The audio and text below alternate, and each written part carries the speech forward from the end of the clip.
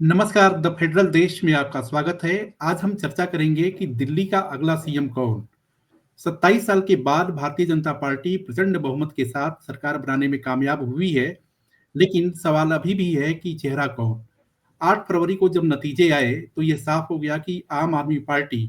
सिमट गई, बुरी तरीके से सिमट गई। लेकिन तब से लेकर के उसी दिन सवाल पूछा गया था जय पांडा से, जो दिल्ली बी से बीजेपी के प्रभारी भी हैं, कि अगला सीएम कौन? तो उन्होंने 10 दिन का समय भी दिया था, तो इसके हिसाब से 18 तारीख तक का तो इंतजार करना बनता ही है। इन सबके बीच कयासों का बाजार भी गर्म है, तरह-तरह के नाम अलग-अलग कोनों से आ रहे हैं, जिसमें प्रवेश वर्मा, विजेंद्र गुप्ता, रेखा गुप्ता, शिखा रॉय, उसके बाद आपका मोहन सिंह बेस, पवन शर्मा, सतीश उपाध्याय, मतलब तमाम सारे नाम हैं जिनके समर्थक लोग अलग-अलग तर्क भी दे रहे हैं। तो इसी चीज़ पर चर्चा करने के लिए हमारे सहयोगी अभिषेक रावत भी हैं। अभिषेक, सबसे पहला सवाल तो यही है कि किसको दिल्ली का सीएम, अगला सीएम कौन?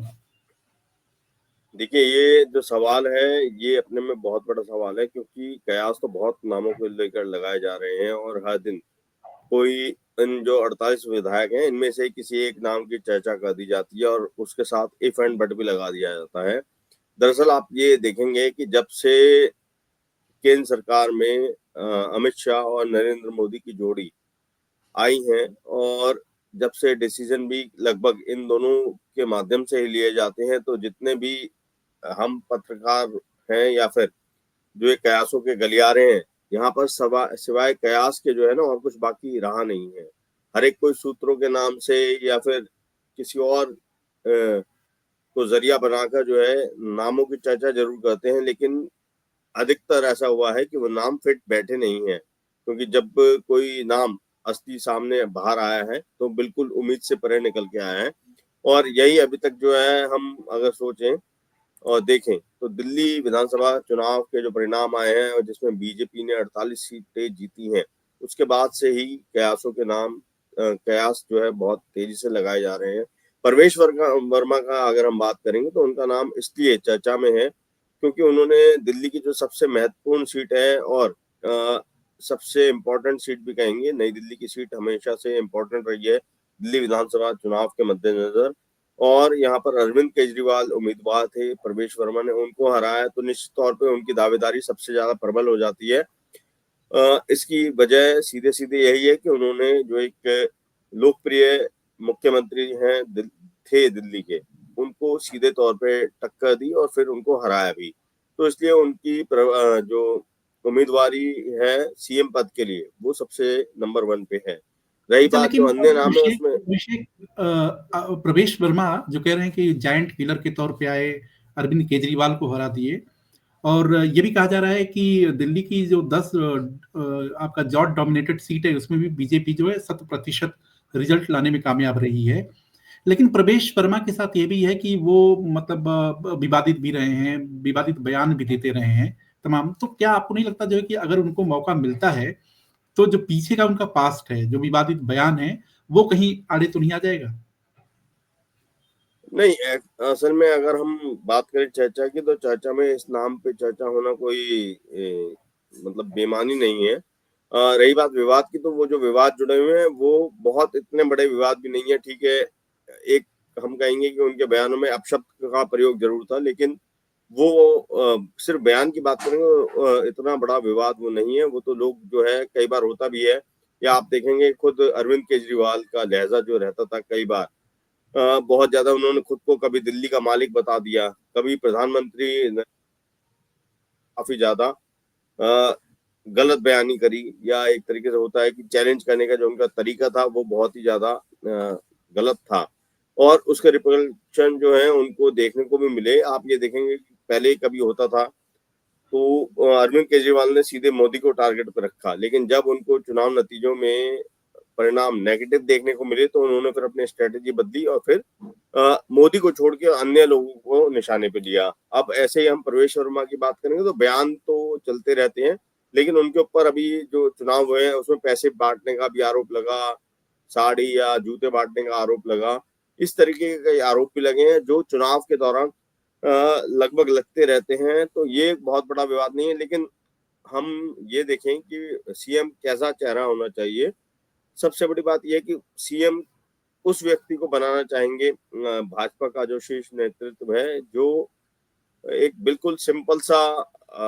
व्यक्ति नजर आए देखने में, और यस मैन हो। यस मैन तो खैर प्रवेश वर्मा भी होंगे, और दिल्ली के सभी जो 48 विधायक हैं उनमें से किसी एक को भी बनाया जाएगा तो किसी में भी इतनी क्षमता नहीं है कि वो शीर्ष नेतृत्व की कोई भी बात हो उसको वो काट नहीं दे तो या सिर्फ मतलब अपनी बात चलाए आप जाए। इशारा कर रहे हैं कि जो दिल्ली का चीफ मिनिस्टर वो करीब करीब मध्य प्रदेश की तरह, राजस्थान की तरह, छत्तीसगढ़ की तरह ऐसा होगा। ये तो एक सवाल है, लेकिन इससे भी इतर एक सवाल ये भी है कि विजेंद्र गुप्ता के बारे में क्या राय है, क्योंकि विजेंद्र गुप्ता का भी एक ट्रैक रिकॉर्ड अगर आप देखें तो 3 बार के विधायक रहे, फिर पार्षद तो उसके पहले रहे, दिल्ली विधानसभा में अभी मौजूदा में वो एलओपी भी हैं, और खासतौर से आम आदमी पार्टी सरकार के खिलाफ का शीश महल का जो प्रकरण हो, और विधानसभा में न जाने कितनी बार मार्शल्स ने उनको बाहर किया। तो कहने का अर्थ है कि सड़क पर भी विरोध, और वो 2015 में जब पूरी क्लीन स्वीप हुई थी उसमें 3 में से एक विधायक थे, और वो सड़क से लेकर के और खासतौर से विधानसभा के अंदर बीजेपी के परचम को वो फहराते लहराते रहे। तो अगर तुलना करें तो प्रवेश वर्मा और विजेंद्र गुप्ता में, तो इसमें मतलब क्या स्थिति बनती है कि उनकी दावेदारी आपको कितनी पुख्ता नजर आ रही है, यद्यपि वो सरल देखिए स्वभाव के हैं बिल्कुल, और मैं कोई बात करते भी नहीं। नहीं मैं इन्हीं के नाम पे आ रहा था। प्रवेश वर्मा के बाद जैसे विजेंद्र गुप्ता हैं, वो अभी एलओपी भी हैं, लीडर ऑफ अपोजिशन है दिल्ली विधानसभा में। इसके अलावा आप उनको अगर देखेंगे तो वो उनका जो हम कहते हैं कि राजनीति की जो प्राइमरी शिक्षा है वो एमसीडी काउंसलर के तौर पे ली जाती है। तो विजेंद्र गुप्ता दिल्ली के जो है काउंसलर भी रहे हुए हैं, काफी जमीनी नेता हैं, वो जमीन से जुड़े हुए नेता हम उनको कहेंगे। बिल्कुल काउंसलर रहे, फिर तीसरी बार वो विधायक चुने गए हैं इतने टफ टाइम में जब पूरी दिल्ली में आम आदमी पार्टी का परचम लहरा रहा था। ऐसे मौके पर भी विजेंद्र गुप्ता ने 2 बार जो है रोहिणी सीट निकाली, और अब तीसरी बार जब बीजेपी पूरी तरीके से दिल्ली में जीत के आई है तो उन्होंने तीसरी बार है यानी हैट्रिक दर्ज की है। तो विजेंद्र गुप्ता का भी अनुभव के अनुसार भी, और जिन परिस्थितियों में उन्होंने तीनों बार जीत हासिल करी है उसके अनुसार भी उनका नाम भी चर्चा में है, चर्चा उनके नाम पर हुई भी है। और ऐसा भी अभी बताया जा रहा है कि अगर वो मुख्यमंत्री बनते हैं या नहीं बनते हैं, लेकिन उनका नाम कई और अहम पदों पर भी आ सकता है। जैसे हमारे को जानकारी ये मिली है कि शायद स्पीकर पद के लिए भी उनका नाम कंसीडर किया जा रहा है। तो विजेंद्र गुप्ता भी अपने में एक नाम है जो मुख्यमंत्री की अच्छा, रेस में है। इसके एक अलावा चीज और अभिषेक, एक चीज और पूछना चाहूंगा कि अगर 2025 के चुनावी नतीजों को देखें तो वो सबसे ऐसे प्रत्याशी रहे कि जो सबसे ज्यादा मार्जिन के साथ चुनाव जीत करके आए। तो कहने का मतलब अर्थ है कि अगर इतनी बड़ी मार्जिन के साथ वो चुनाव जीत के आए हैं तो स्वाभाविक तौर पे कि जन समर्थन तो उनके पास अथाह है, बहुत ज्यादा है, लोग उनको पसंद भी करते हैं। और सबसे बड़ी चीज है कि एक ऐसा व्यक्ति जो कि विधानसभा के अंदर जहां पे एक ही पार्टी का दबदबा हो और उसमें कुछ लोग हों, और उसमें लगातार,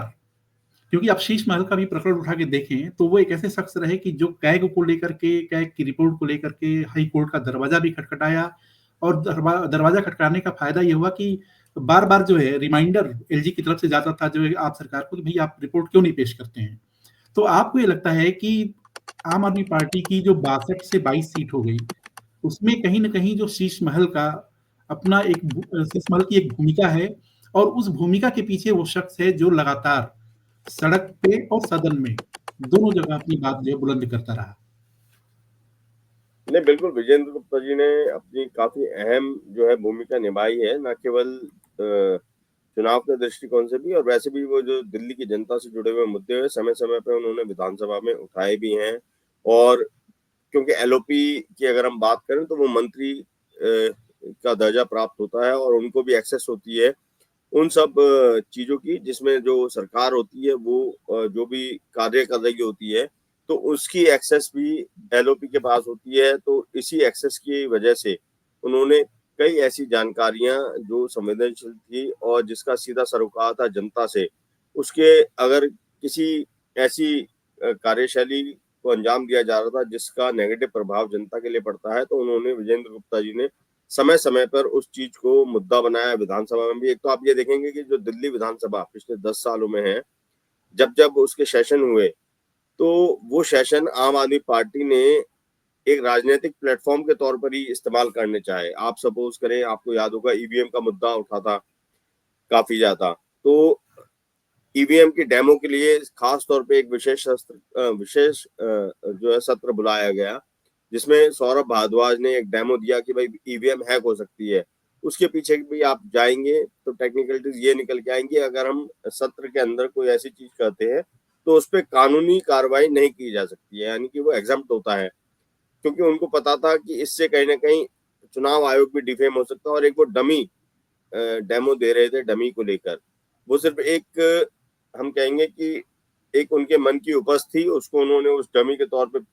तैयार किया अच्छा, और वो अभिषेक प्रस्तुत कर अभिषेक दिया। प्रवेश वर्मा और विजेंद्र गुप्ता के बाद और तमाम सारे चेहरे हैं, जैसे आशीष सूद हो गए, ब्राह्मण चेहरे के तौर पर सतीश उपाध्याय, पवन शर्मा का नाम चल रहा है। और इसके ही साथ साथ महिला की, मतलब कोई महिला भी दिल्ली की सीएम हो सकती है, जिसमें आपका रेखा गुप्ता का जो शालीमार बाग से विधायक हैं, इसी तरीके से शिखा रॉय जो कि ग्रेटर कैलाश से सौरभ भारद्वाज को चुनाव हरा करके आई हैं, एक नीलम पहलवान है, उनका भी नाम सामने आ रहा है। तो आपको क्या लगता है या कोई ऐसा शख्स होगा जो पहली बार चुन करके आया हो? इस पे आपका देखिए नजरिया? जी, ये असल में नाम तो बहुत सारे हैं। अगर हम देखेंगे तो 48 नामों को भी अगर हम एक एक करके आकलन करेंगे तो कहीं ना कहीं आप जब उस पर विचार विमर्श करने बैठेंगे तो ऐसा लगेगा कि हाँ, इनको भी बनाया जा सकता है। लेकिन जो मुझे लगता है, कोई एक ऐसा व्यक्ति जो जिसको सब लोग जो है स्वीकार करें, जनता भी स्वीकार करे, उसका जो बिहेवियर है या उसका जो व्यक्तित्व है वो ऐसा होना चाहिए कि जनता के बीच में जब वो जाए तो जनता को ऐसा लगे कोई अपना ही उनके बीच में आया है। तो इन सब पहलुओं को ध्यान में रख के एक कोई निर्णय लिया जाएगा। और वो व्यक्ति बहुत ज्यादा हाई प्रोफाइल ना हो, मतलब high profile in the sense कि हवा हवाई तरीके का व्यक्ति ना हो, जिसको देख कर लोगों को लगे कि भाई इस तक पहुंच बनानी हमारे को मुश्किल ना हो जाए। तो इन सब बातों का ध्यान रखा जाएगा। अगर हम बात करें नामों की, तो शिखा रॉय जो है 2 बार निगम पार्षद रही हुई हैं। वो पहले भी विधायक का चुनाव लड़ चुकी हैं, लेकिन पहले वो असफल नहीं थी, इस बार उनको सफलता हाथ लगी है और वो पेशे से वकील भी हैं। और इसके अलावा जो रेखा गुप्ता हैं, उन्होंने इस बार शालीमार बाग से जीत दर्ज करी है। वो पहले निगम पार्षद भी रही हुई हैं और मेयर भी रही हुई हैं। इसके अलावा इस बार भी उन्होंने जो जीत का आकलन, अगर हम उनकी जीत का आकलन करें तो लगभग 30,000 से ज्यादा वोट उनको, मतलब जो विनिंग मार्जिन है वो 30,000 वोट से ज्यादा का था। तो उनका भी नाम है। आपने नीलम पहलवान का नाम लिया, तो मुझे लगता नहीं है कि वो शायद रेस में भी है। उनका नाम एक ये हो सकता है कि बढ़ाया जाए, क्योंकि थोड़ा सा अगर हम उनके बैकग्राउंड पे जाएंगे तो उनके पति हैं कृष्ण पहलवान, जो दिल्ली में एक जाना पहचाना नाम है गैंगस्टर के तौर पे। उनका आपराधिक रिकॉर्ड रहा है और काफी बड़ा उनका गैंग का नाम रहा है। पहले उस इलाके की बात करें तो वहां पे 90s में काफी ज्यादा जो है गैंग वॉर चली थी, जिसमें एक गैंग किशन पहलवान का था। तो शायद उनका नाम, मुझे लगता नहीं है कि मुख्यमंत्री के तौर पर पेश किया जाएगा या फिर उनको मुख्यमंत्री के तौर पे बनाया जाएगा। और जो अन्य नाम है उनमें से एक नाम अभी जो चल रहा है वो मनजिंदर सिंह सिरसा का भी नाम चर्चाओं में आ रहा है। उसकी वजह ये भी है कि वो सिख चेहरा है। और अभी अगर हम बात करें तो भाजपा जैसे सब ये भी मान रहे हैं कि भाई कोई ऐसा नाम हो सकता है जो बिहार चुनाव से जुड़ा हुआ हो, पूर्वांचली हो या फिर सीधे सीधे तौर पे बिहार से पृष्ठभूमि अच्छा, उस व्यक्ति की इसी हो। पे एक सवाल है कि जैसे आप देखें कि बीजेपी की जीत में पूर्वांचल का समाज है, फिर पंजाबी समाज है, फिर वैश्य समाज है, फिर पहाड़ का पूरा एक धड़ा है, तबका है। ये सब क्योंकि 48 सीट जो आई है उसमें स्वाभाविक है कि ऐसा देखने से लगता है कि वो सबका सहयोग समर्थन मिला। तो आपको ये लगता है कि व्यक्ति की अपनी जो क्रेडेंशियल्स है, क्रेडिबिलिटी है, वो तो मैटर करेगी, साथ में ये सब भी बातें मैटर करेंगी जो है। एक सवाल ये है। और इसी से दूसरा सवाल यह है कि क्या लोग भी अपना नाम जो है उछलवाते हैं मीडिया के जरिए, पब्लिक के जरिए, कि ताकि वो टॉप लीडरशिप तक उनका नाम जाए? क्या ऐसा भी होता है, या जो नाम आते हैं वो स्वतः वो मीडिया क्रिएटेड है, या स्वतः उनके में वो उतनी ग्रेविटी होती है कि उनका नाम अपने आप ही आएगा? देखिए, अगर हम आज के जमाने की भाजपा की बात करें तो भाजपा का कोई भी नेता स्वतः अपना नाम तो उछलवाना चाहेगा नहीं, क्योंकि उसको ये भी पता है कि जिन जिन नामों पे मीडिया में ज्यादा चर्चा हो जाती है वो नाम अपने आप लिस्ट से बाहर हो जाते हैं। तो मुझे जो लगता है वो ये होता है कि जो किसी का हितैषी नहीं है वो उस व्यक्ति का नाम आगे बढ़वा देता है मीडिया के माध्यम से। कई बार ऐसा भी होता है कि कुछ एक रिपोर्टर्स होते हैं, क्योंकि खबर का 24 घंटे के चैनल जो है, न्यूज चैनल की बात करेंगे तो खबर का प्रेशर इतना ज्यादा होता है, अगर आप हर चाहिए। रोज कोई नई चीज पेश नहीं करोगे तो आपसे पूछ लिया जाएगा भाई आप क्या कर रहे हो, ये बीट कवर कर रहे हो तो आपकी क्या एक्सेस है, जब आपको पता ही नहीं है। तो अच्छा। कई बार होता है ये एक जो है हम गए भाजपा के ऑफिस में गए, क्या चल रहा है क्या नहीं चल रहा है, देखा कि भाई एक व्यक्ति को लेकर कुछ चर्चा हो गई या वो 2-3 बार दफ्तर में आया जाया गया, तो एक कयास लगा लेते हैं कि भाई इसको इम्पोर्टेंस मिल रही है, शायद ये नाम ना हो, जबकि अच्छा, आज के समय इसमें में सबको अभिषेक पता है। अभिषेक एक चीज और है कि जैसे कुछ मीडिया हाउस चला भी रहे हैं कि टोटल 48 विधायक हैं, 48 में से 15 नाम शॉर्ट लिस्ट हो गया है, और 15 नाम जो शॉर्ट लिस्ट हुए हैं उसमें भी 9 नाम जो है वो शॉर्ट लिस्ट हो गए हैं। तो जो जानकारी आती है, जैसा कि आप कह रहे हैं कि रिपोर्टर्स भी इस तरह के होता है कि भैया आपका एक्सेस क्या है, आप कोई खबर ला पा रहे हो नहीं पा रहे हो, तो क्या वो मतलब रिपोर्टर क्रिएटेड ही हो गया कि भाई उसको कुछ खबर देनी है तो लिहाजा ठीक है कुछ नाम जो है वो उछाल दो, जो भी आपने कहा कि 15 और 9 और मतलब क्या ये सब डेटा। देखिए, जो जिस चीज की आपने जिक्र करा, आप अगर देखेंगे तो ये सेम जो चीज है, मतलब जो फैक्ट्स हैं, ये सिर्फ किसी एक वेबसाइट में या एक अखबार या चैनल की वेबसाइट में नहीं, आप देखेंगे हूबहू जो है इन्हीं फैक्ट्स से मिलता जुलते कई सारी खबरें अलग अलग वेबसाइट्स, अलग अलग न्यूज चैनल्स पे आपको ये खबर मिल जाएगी। तो इसका मतलब ये हुआ कि सोर्स जो है या तो सबका एक ही सोर्स है जिसने खबर जो है सभी को दी है या प्लान कराई है, या फिर ये आप कह सकते हैं कि जो बीट रिपोर्टर्स हैं उनकी ये एक सोची समझी अपनी एक होमवर्क कह लीजिए या एक स्टोरी कुक की गई है, जिसमें कोई नाम अछूता भी नहीं रहा।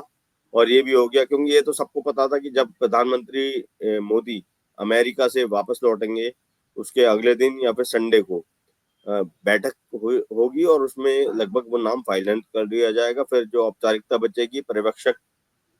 तैनात किए जाएंगे जो विधायक दल की बैठक के साथ, मतलब विधायक दल के साथ बैठक करेंगे और उसमें फिर एक नाम का ऐलान कर दिया जाएगा जो मुख्यमंत्री बनेगा। अब दिल्ली की हम अच्छा, बात करते अभिषेक हैं तो दिल्ली। अभिषेक एक सवाल और है कि जैसे आप देखिए कि 1993 से 98 तक, 98 तक बीजेपी की सरकार रही, उसके बाद बीजेपी की सरकार जो है वो चली गई, और आप देखेंगे कि 93 से 98 तक जो है 5 साल के टेन्योर में 3 चीफ मिनिस्टर दिल्ली को मिल गए, एक पार्टी ने 3 चीफ मिनिस्टर दिए, मदन लाल खुराना, साहिब सिंह वर्मा और सुषमा स्वराज। तो क्या इस बार 27 साल के बाद जब ये प्रचंड जीत बीजेपी को मिली है, तो इसमें ये समय ले रहे हैं कि ऐसी कोई स्थिति का निर्माण न हो कि 5 साल में फिर वही चीज, फिर 27 साल पहले वाली बात वो रिपीट ना हो, क्योंकि अगर उस तरह की स्थिति बनती है तो निश्चित तौर पे आम आदमी पार्टी हो चाहे कांग्रेस हो, उसको कहने का मौका मिल जाएगा कि ये लोग आखिरकार सरकार क्या चलाएंगे। इनका तो ट्रैक रिकॉर्ड ही आप देखिए कि 5 साल में 3 सीएम बदल गए।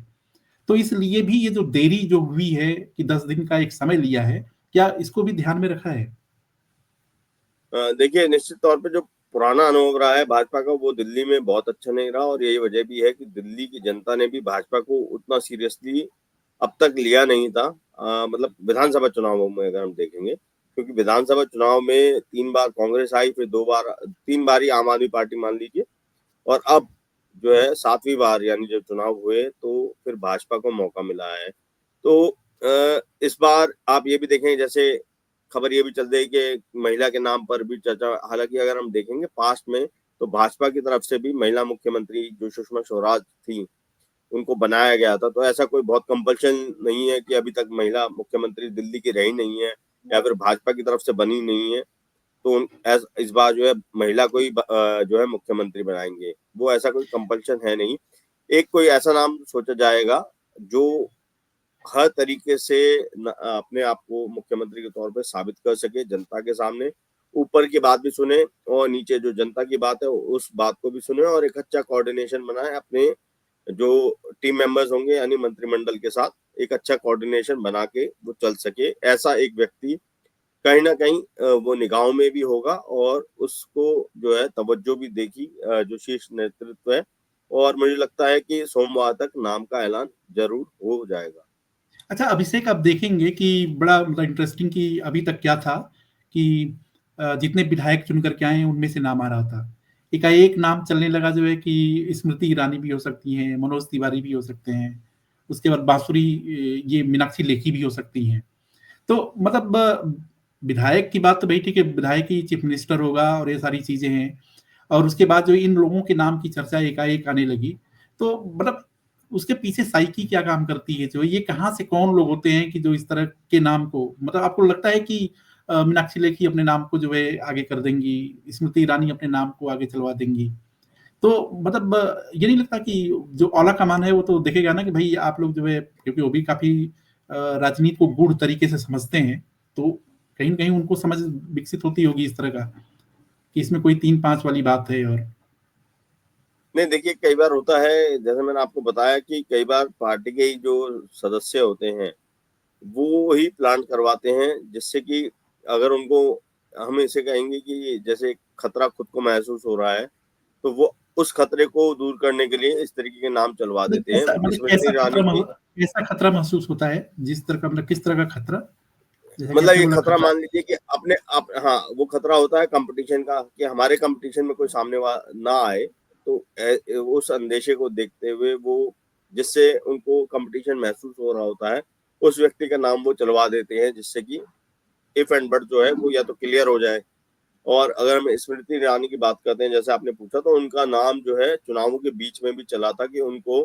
कालकाजी सीट से उम्मीदवार बनाया जा सकता है, काफी ज्यादा जोर शोर से उनका नाम सामने आया था, लेकिन अ, उनको टिकट नहीं मिला। और अब भी जो है कहीं ना कहीं स्मृति ईरानी की तरफ से ये कहा भी गया है कि वो दिल्ली की मुख्यमंत्री के तौर पर कहीं पे भी रेस में नहीं है। और अभी ताजा जो जानकारी है वो ये भी है, कुछ मीडिया में भी आई हुई है, कि जो मुख्यमंत्री है वो निश्चित तौर पर इन्हीं 48 विधायकों में से ही चुना जाएगा, ऐसा बताया गया। क्योंकि सांसदों की बात करेंगे तो इस बार जो मोदी सरकार सत्ता में है, एनडीए की सरकार जो सत्ता में है, उसमें भाजपा के पास पूरी स्ट्रेंथ विधायक नहीं है। सांसद सीधे काम है एकदम। सांसद, हाँ, तो इसलिए भाजपा नहीं चाहेगी कि एक सांसद जो है उसकी संख्या कम हो लोकसभा में। वो बात और है कि अभी माहौल भाजपा के पक्ष में ही है, और जीत मतलब मिल भी जाए, लेकिन फिर भी रिस्क कोई क्यों उठाना चाहेगा जब अल्पमत में है, मतलब आपके पास पूरी मेजोरिटी नहीं है, आप जो है बिल्कुल। दूसरों के सहारे से सत्ता में हो इस समय, तो इसलिए ये अच्छा तो रिस्क अभिषेक, मुझे लगता नहीं कि अभिषेक उठाया जाए। ये तो एक, अभी ये तो सब कयासों की ही बात है कि विधायक बनेगा कि सांसद बनेगा कि कोई और नया चेहरा ही आ जाए जिसके बारे में एकदम पता ना हो। लेकिन एक गंभीर मतलब बात ये भी है, सवाल भी है कि जैसे क्या है कि एडमिनिस्ट्रेशन का रिकॉर्ड भी देखा जाएगा कि ऐसा कौन सा शख्स है कि जो जिसके पास प्रशासनिक अनुभव है। और अगर प्रशासनिक अनुभव की बात करें तो उसमें देखेंगे कि जैसे विजेंद्र गुप्ता वो एमसीडी में वो स्टैंडिंग कमेटी के चेयरमैन भी थे, और वो एलओपी थे, तो मतलब अगर स्टैंडिंग कमेटी के चेयरमैन थे और फिर बाद में एलओपी हुए इसमें, तो वो एडमिनिस्ट्रेशन की एक जो समझ है वो कहीं न कहीं उनको ज़्यादा है, क्योंकि उस फ़ेज़ से वो गुज़रे हुए हैं, वो चीज़ों को देखा हुआ है कि किस तरीके से प्रशासनिक व्यवस्था चलती है। क्योंकि आप चुनाव जीतना तो एक अलग है, कि आप लच्छेदार बात करिए, कुछ स्पीच दीजिए, कुछ योजनाओं को लाइए, लेकिन जब सब सरकार में आ जाते हैं और ज़िम्मेदारी बढ़ जाती है, तो फिर ये होता है कि वो ऐसा कौन-सा व्यक्ति है कि जो प्रशासनिक जो अड़चनें जो आती हैं उनको दूर कर पाए, उनकी अवरोध को समझ पाए। तो इसी तरीके से क्या आपको लगता है, और प्रवेश वर्मा का भी आप देखिए जो है, तो वो भी पार्लियामेंट की जो कमिटीज़ होती हैं उसमें तो मेंबर्स होते ही होते हैं। तो कुल मिला-जुला करके कि एडमिनिस्ट्रेशन का जो एक रिकॉर्ड है, ट्रैक रिकॉर्ड जो है, वो मुख्यमंत्री के चयन में एक अहम भूमिका निभाएगा। नहीं, बिल्कुल, ये सारी चीजें तो नोटिस में है, और इसीलिए प्रवेश वर्मा हो या विजेंद्र गुप्ता हो, दोनों ही नाम उस लिस्ट में भी है, संभावित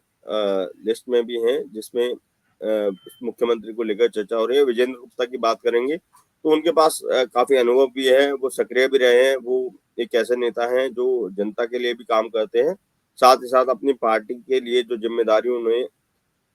विधानसभा में निभानी है वो भी जिम्मेदारी वो निभाते आए हैं। उनको कई टेक्निकलिटीज हैं वो सारी पता है, सत्र के दौरान क्या होना चाहिए, कैसे गवर्नेंस की जाती है विधानसभा के अंदर, वो सारी जानकारी उनके अंदर है। और यही वजह भी है कि वो एलओपी भी बने, वो दिल्ली के बीजेपी के अध्यक्ष भी रह चुके हैं। तो मतलब वो कहीं भी किसी भी चीज में कम नहीं है मुख्यमंत्री की दावेदारी में, लेकिन अंतिम जो निर्णय है वो सेंट्रल लीडरशिप अच्छा को ही लेना अभिषेक, है इसमें भाजपा में। एक नाम रह गया, मोहन सिंह बिष्ट का। मोहन सिंह बिष्ट का नाम रह गया। आपको याद होगा कि वो करावल नगर से टिकट कटा और उसके बाद वो रिबेल भी हुए और उनको मना करके और बगल वाली सीट मुस्तफाबाद दी गई और उसको उन्होंने जीता भी। और वो इस तरीके की बातें भी करते हैं, मतलब। और देखिए आप पूरे सर्कल में तो कोई भी बीजेपी का विधायक अभी खुल के ये बात नहीं करता कि नहीं नहीं मैं एकदम सीएम के लिए उपयुक्त हूँ और इस तरह का, लेकिन वो इस तरीके से मैसेजिंग कर रहे हैं कि वो हर चीज के लिए हर खांचे में फिट है जो। तो उनके बारे में आपका क्या नजरिया है? देखिए, मोहन सिंह बिष्ट की बात करेंगे तो वो अभी के टाइम में अगर हम जितने भी दिल्ली में विधायक अभी हैं, उनमें सबसे सीनियर मोस्ट विधायकों में से एक होंगे। वो 6 बार वो विधायक चुने जा चुके हैं। एक वर्ष वो चुनाव हारे थे, उसके बाद से वो लगातार मतलब विधायक रहे हैं। इस बार भी जब उनको ये सीट पहले करावल नगर की सीट उनको नहीं दी गई और मुस्तफाबाद में जब उनको उम्मीदवार बनाया गया, तो ऐसा दावा भी किया गया कि जो सीनियर लीडरशिप है उन्होंने मोहन सिंह बिष्ट को ये भी साथ में वादा करा था कि हम आपको एक बड़ी जिम्मेदारी भी सौंपेंगे चुनावों के बाद। तो यही वजह भी है कि शायद मुख्यमंत्री के तौर पे वो खुद भी मतलब अपने नाम को प्रस्तुत कर रहे हैं, और अगर वो खुद नहीं कर रहे हैं तो इसलिए उनके नाम को सीएम के तौर पे जो है देखा जा रहा है, क्योंकि खुद शीर्ष नेतृत्व ये वादा कर चुका है उनके साथ कि हम आपको चुनावों के बाद एक बड़ी जिम्मेदारी सौंपेंगे। अब उसका मतलब ये नहीं है कि बड़ी जिम्मेदारी का मतलब सीएम ही हो सकता है वो मंत्री भी बने, और हो सकता है स्पीकर भी बन सकते हैं वो, क्योंकि वो सीनियर मोस्ट है। सदन की जो कार्यवाही है उसकी बहुत अच्छी ज्यादा उनको नॉलेज भी है, किस तरीके से क्या कार्रवाई चलती है। और वो जो है विनम्र स्वभाव के भी हैं। आप अगर उनसे कभी बातचीत करेंगे तो विनम्रता उनके स्वभाव में आती है, तो जो स्पीकर के पद के लिए भी एक काफी अच्छा गुण माना जाता है, जो सबके साथ जो है विनम्रता से बात करे। तो देखना यही है कि क्या जिम्मेदारी उनको मिलेगी, क्योंकि मुख्यमंत्री के लिए एक ही पोस्ट है, सबसे महत्वपूर्ण पोस्ट होती है वो राज्य के स्तर पे, और बहुत सारी दावेदारी होती है। इसके अलावा अगर किसी को भी मुख्यमंत्री बनाया जाता है तो उसके अंदर कई सारे गुण होने चाहिए। सर्वगुण संपन्न व्यक्ति को ही मुख्यमंत्री पद दिया जाता है। तो सर्वगुण संपन्न व्यक्ति बहुत ज्यादा नहीं होते हैं, उनकी एक लिमिटेशन होती है। अब देखना यह है कि जो सेंट्रल लीडरशिप है वो किसको इस योग्य समझती है और किसका नाम वो सुझाती है। इसके लिए हमें थोड़ा इंतजार अभी करना होगा। अच्छा अभिषेक, एक चीज और है कि इस तरह की भी जानकारी आ रही है, मतलब हम लोग को जानकारी मिल रही है मेरे सूत्रों के हवाले से कि एक सीएम और दो डिप्टी सीएम वाला फार्मूला भी यहाँ पे अप्लाई हो सकता है। मतलब कहने का अर्थ है देखिए कि दिल्ली, सबको खुश रखो वाली जो परंपरा टाइप का है कि सबको खुश रखना है, किसी को कोई नाराजगी ना हो और विक्ट्री भी एंजॉय हो, सरकार भी अच्छे तरीके से चले। तो हर धड़े को, हर शख्सियत को इस तरीके से अकोमोडेट करो ताकि जो है एक मैसेज कर सके कि हम ही हैं, मतलब बीजेपी ही है जो सरकार बेहतर चलाने में उसको क्षमता महारत हासिल है। देखिए दिल्ली की अगर हम बात करें तो दिल्ली का कैबिनेट बहुत लंबा चौड़ा नहीं होता है। अगर उप मुख्यमंत्री की बात करेंगे तो अभी जो आम आदमी पार्टी सरकार बनी पिछले 2 बार से, उसमें उप मुख्यमंत्री का जो है पोस्ट दी गई, मनीष सिसोदिया को बनाया गया। वो भी एक वजह थी कि जब आप देखेंगे पहले जो सरकार थी वो 49 दिनों में गिर गई थी। उसके बाद जब सरकार 2015 में आम आदमी पार्टी की बनी थी, तो अरविंद केजरीवाल का लक्ष्य दिल्ली नहीं था। वो तो ये सोच रहे थे कि अभी इतना ज्यादा करिश्मा जो है आम आदमी पार्टी का देश भर में है कि शायद वो प्रधानमंत्री की रेस में भी आ सकते हैं। तो आप देखेंगे भी उन्होंने जब 2015 में मुख्यमंत्री पद ग्रहण किया था, साथ में उप मुख्यमंत्री मनीष सिसोदिया को बनाया था, और मनीष सिसोदिया ने सारे वो दायित्व पूरे करे थे जो एक मुख्यमंत्री को पूरे करने चाहिए। यानी अरविंद केजरीवाल तो दिल्ली को छोड़ के पूरे देश के भ्रमण पे थे और मनीष सिसोदिया दिल्ली का काम संभाल रहे थे। लेकिन अब भाजपा की जो सरकार बनने जा रही है दिल्ली में, उसमें ये अभी डिस्कशन का मुद्दा है कि क्या उप मुख्यमंत्री कोई बनेगा या नहीं बनेगा, क्योंकि दिल्ली में मुख्यमंत्री के साथ जो है 6 अन्य मंत्रियों को शामिल किया जा सकता है। यानी 7 लोगों का कैबिनेट होता है। इसके अलावा एक स्पीकर और एक डिप्टी स्पीकर। अब अगर अच्छा ऐसे में अभिषेक,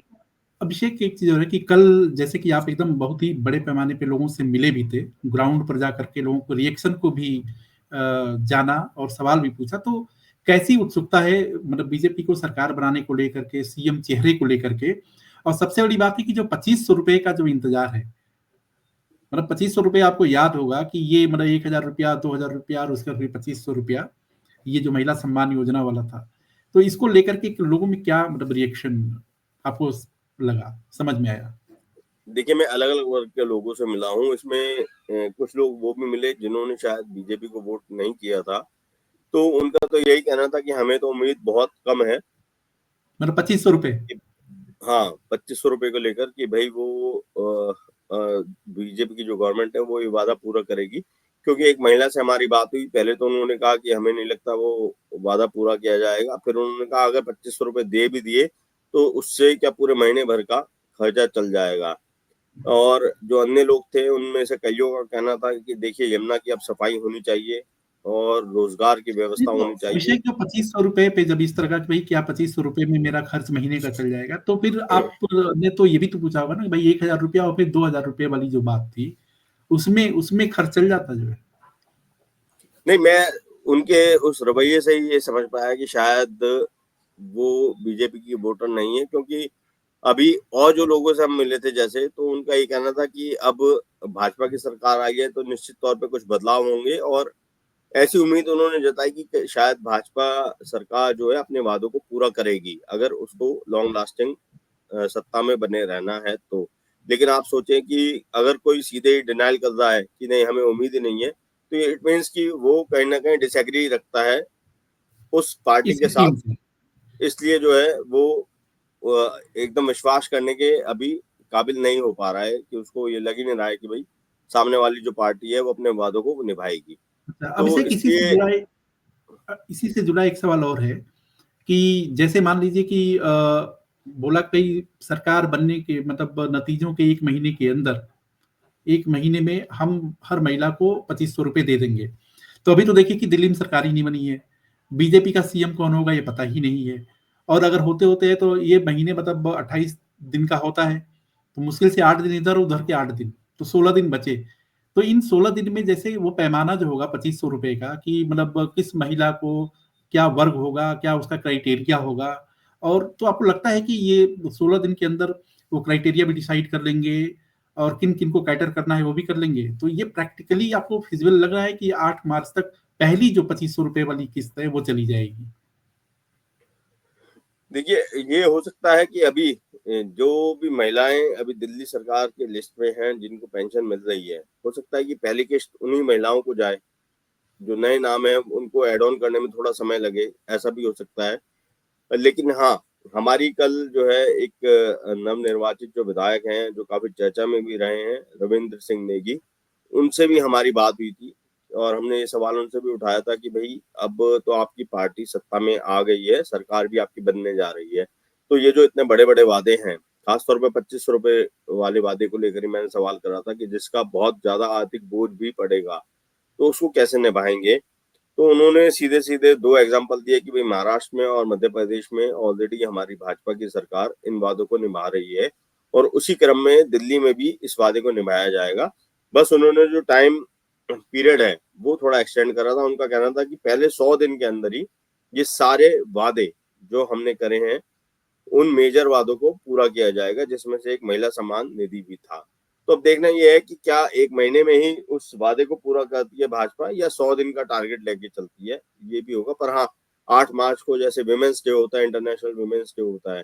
तो इसलिए प्रबल आशंका है कि 8 मार्च को पहली किश्त जो है महिलाओं को 2500 रुपए वाली पहुँचा दी जाएगी, ऐसा सब कयास लगा रहे हैं, और उम्मीद यही है कि शायद सबसे पहले जो एक काम है, जब दिल्ली सरकार का गठन हो जाएगा, इस काम को सबसे पहले पूरा किया जाएगा। उसमें यही हो सकता है कि जो पहले से नाम अभी एग्ज़िस्ट कर रहे हैं लाभार्थियों के, उनको अभी ये लाभ पहुँचाया जाए। नए नामों को जब वो जुड़ते हैं, तो ये भी हो सकता है कि उनको जो एक होता है ना कि एरियर देना, वो एरियर के साथ उनको फिर बाद में वो किश्त दी जाए। अच्छा मतलब चूंकि तकनीकी और जो प्रशासनिक जो अड़चन है उसको दूर करते हुए कि तत्काल में जो लाभार्थी हैं उनको बढ़ा के दे दिया जाए, ताकि वो ये कह भी सकें कि देखिए हमने आपसे कमिटमेंट किया था कि 1 महीने के अंदर 2500 रुपए आपके खाते में डालेंगे। तो कम से कम ये कह सकें जो है कि 8 मार्च के पहले हमने एक किस्त आपके खाते में डाल दी है और ये हमारी विश्वसनीयता है, जिसको जी, आप लोग जो है आँक सकते हैं। मतलब हाँ जी, उस दिशा में ये आगे बढ़ रहे हैं। बिल्कुल ऐसा हो सकता है। तो जैसा कि आपने हमारी परिचर्चा को अभिषेक जो हमारे सहयोगी थे और हम लोगों ने एक लंबी परिचर्चा की कि दिल्ली का अगला सीएम कौन होगा, तो निश्चित तौर पे जब तक अगला सीएम डिसाइड नहीं होता है, तब तक तो कयासों का बाजार ही गर्म रहेगा।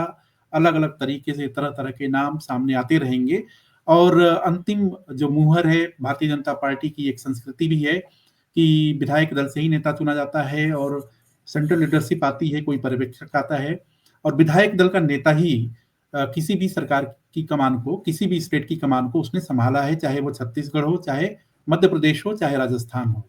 तो निश्चित तौर पे अभी हम लोगों को इंतजार करना होगा कि कब बीजेपी का आला कमान जो है कोई अंतिम निर्णय उस पर करता है